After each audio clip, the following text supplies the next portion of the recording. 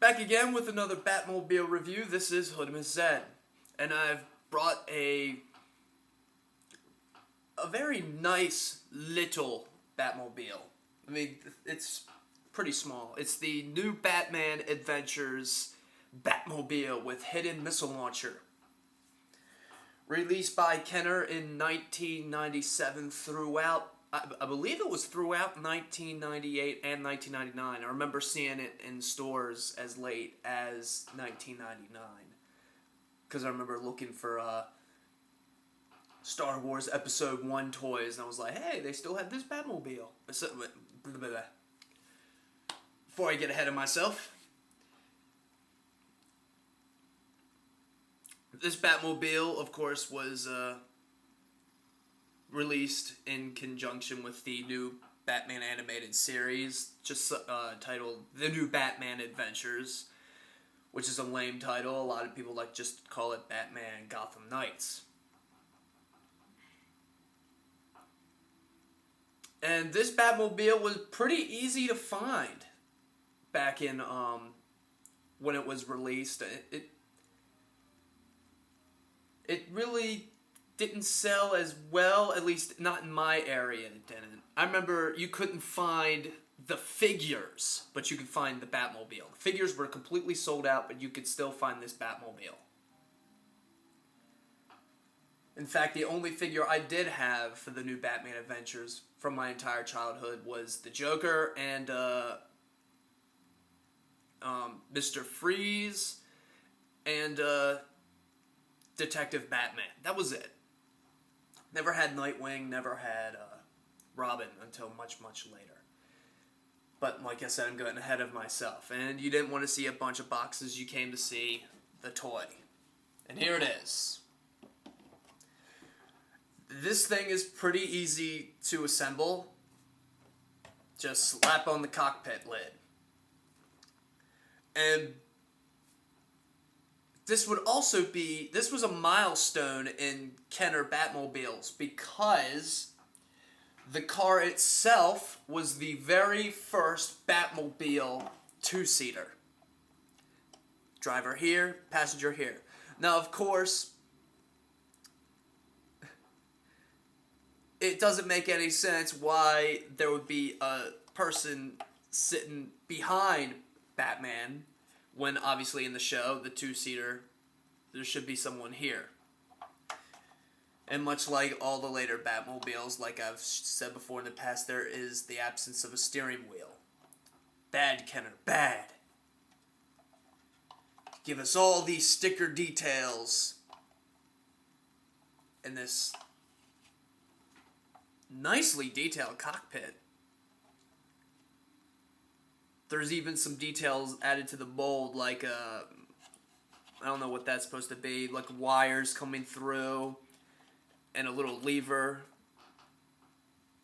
But everything else is just sticker details. And of course the main feature is the hood does a complete 180. And there's a missile launcher.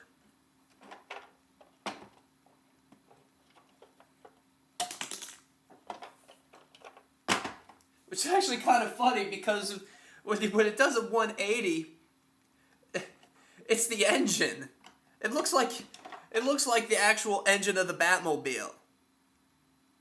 Look at that. It's also detailed with stickers and such. So basically, the engine itself is a projectile. So that always made me wonder, is like, well, if he fired the missile, wouldn't the Batmobile just stop moving? Wouldn't it die? And also, another thing I love about this car was we finally got headlights. I mean, not headlights. We got some nice headlights. Like, very detailed headlights, like they're actually on. It's not like they're just a yellow sticker. The headlights are also detailed, like it's got, like, ridges in there. Looks like a reflective on surface. No. The Batmobile finally has taillights. Taillights!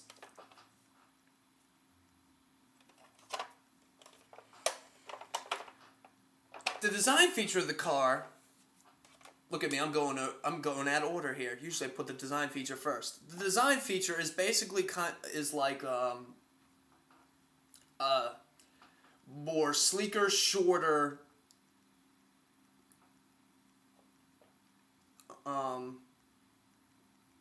Batman the Animated Series car.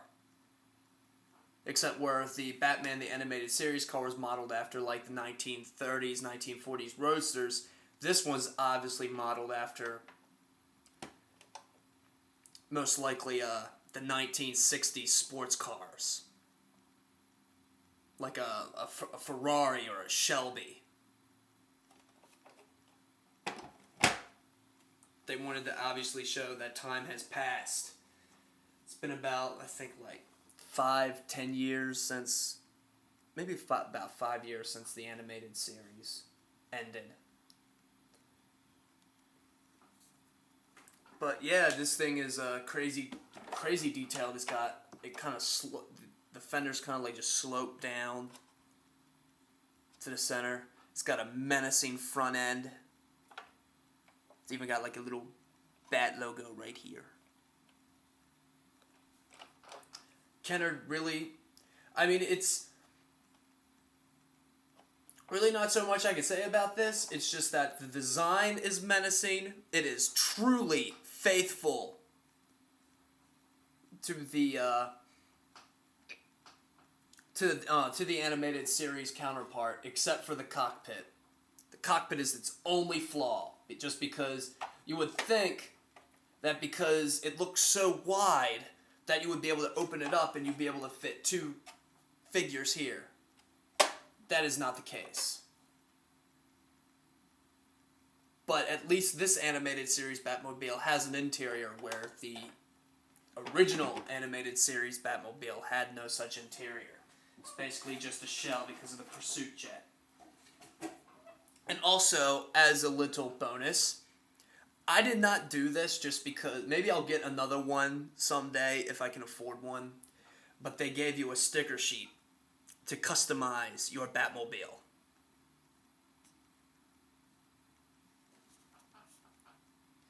And what's really funny is these stickers right here are nothing more, this is nothing more than a reflective surface. It's not really so much as a customized detail, it's more like these two stickers go right here under the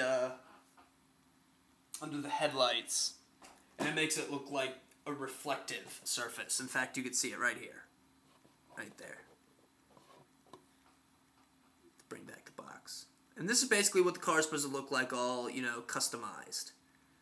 But like I said, I didn't want to do it that way. I mean, if you have one, you're more than likely to, but I like to keep things show accurate. But it was very nice for Kenner to do something like this, to give kids the option to customize their Batmobile. And it's a hefty little design feature. But me, jet black, that's how I like my Batmobiles. So, that will be the end for this one, and I will be back shortly with another one.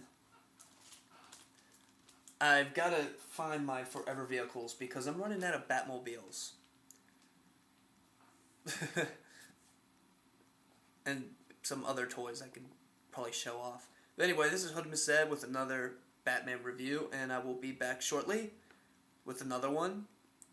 Until then, sayonara.